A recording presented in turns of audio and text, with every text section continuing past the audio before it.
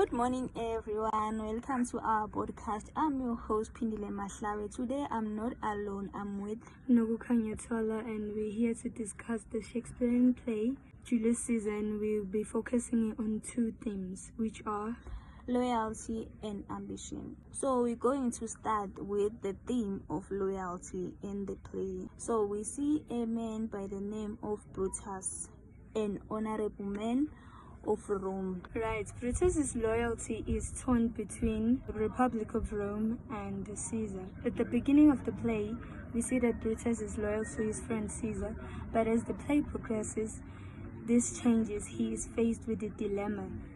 So Brutus, as much as he loved Caesar, he was worried and concerned about the future of Rome. So he thought that when Caesar came to power, he will become a tyrant. So he decided to join the conspirators who murder Caesar to protect the Rome, as he decided to be loyal to Romans. So we see in Acts 3, scene 2, where Brutus says, "Not that I loved Caesar less, but I loved Rome more." What do you think about that statement?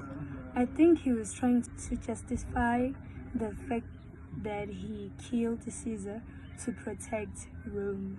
Yeah, I think he was showing his loyalty to the Romans. Yes, he was. Brutus made the decision to join the conspirators because he thought he was acting for the greater good of Rome. But in reality, things didn't turn out the way he wanted them to. Things spiraled out of control. Yeah. Yes. So there's this act in Acts 3, scene 1, right? Yes. We see Caesar say, "Et tu, Brute." Yeah, This shows that he was Brutus. surprised that Brutus betrayed him, as he knew him as. As the play continues, another character comes to play that goes by the name of Mark Antony. We see that Mark Antony's unwavering loyalty doesn't change even after Caesar's death. He still continues to be loyal to him. Yeah, and we see in Act 3, scene 2, right? Yes. When Mark Antony delivering a speech In Caesar's funeral, right? Yes. He didn't say a bad side of Caesar, and he didn't say a good side of Caesar, but in his speech, he was stating facts only. That's when the crowd decided to turn against the conspirators. Oh, yes. Do you remember when Mark Antony was saying that Caesar left the will? So this shows that Caesar had a good ambition and good intentions about the future of Rome. Yes. And then he goes to promise Caesar that he will avenge his death, right? And he did exactly that. He joined the war, fighting against conspirators. Yes. Yeah. And the people of Rome turned against the conspirators, right? Yeah. Which means that they were Antony's side. Antony's loyalty. So Mark Antony, as he joined the war to avenge Caesar's death, yes, this becomes successfully, because all these conspirators and even Brutus, the one that was saying that he is trying to protect the Rome.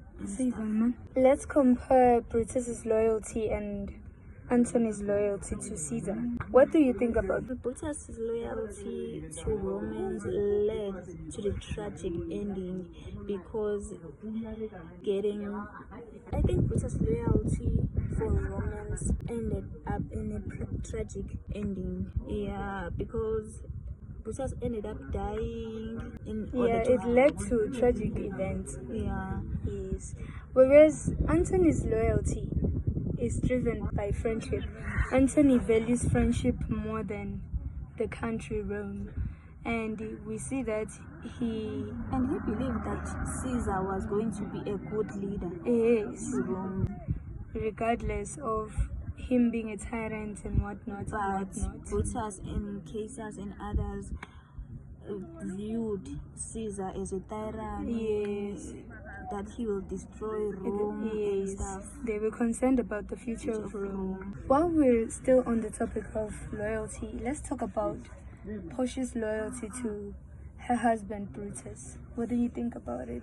We see the event where Portia is asking Brutus what is it that's bothering him. Yes, because she was worried. Yeah, Brutus didn't want to share the news of joining conspirators, and that goes back to wife, everything. Yes, they were not allowed to be vulnerable, whereas women were supposed to be submissive and whatnot. We see the event where Portia was begging and kneeling down, yes, asking Brutus what's wrong, and Brutus didn't tell her, and Portia wounded herself to prove that she is loyal, she can handle the secret. Meaning her loyalty to her husband is tragic. It's very tragic. Yeah, because she's dying in order to prove her loyalty. She's killing herself to, what's this word? Her husband. Yes. Right. Yeah, that's it for loyalty. Yeah. Let's wrap it up. Let's continue to talk about ambition. Yeah. Ambition is a driving force in the play for many characters, and it often leads to their downfall. Let's talk about Julius Caesar himself first. Alright, Caesar's ambition is evident in the beginning of the play. Yeah, he seeks power and recognition in Rome. So his desire to be crowned king raises concerns amongst other characters. For example, Caesar and Brutus. Yes, yeah, they were very concerned. We saw that in the beginning. Yes. So in Act 1, Scene 2, yes, we see Caesar dismisses the soothsayer when the soothsayer was saying, "Beware of Ides of March." And this shows that he was very arrogant and he thought that he was invincible. And this warning, Caesar was not arrogant and dismissive. He would have prevented being murdered on that day. Yes. So Caesar's ambition led him to assassination. Yes. Because some of people, or let me say conspirators, saw him as a threat to Rome. Yes, yeah. That's a great point, because the conspirators were also driven by ambition to assassinate Caesar, especially Brutus, that in order to protect the Republic of Rome, the future of Rome, he had to kill his friend. Yeah, we see ambition also in Brutus, and we see ambition. So we see Cassius' ambition. Yes. Yeah. Is driven by jealousy, and we see Cassius' ambition is driven by jealousy and the desire to control the Rome.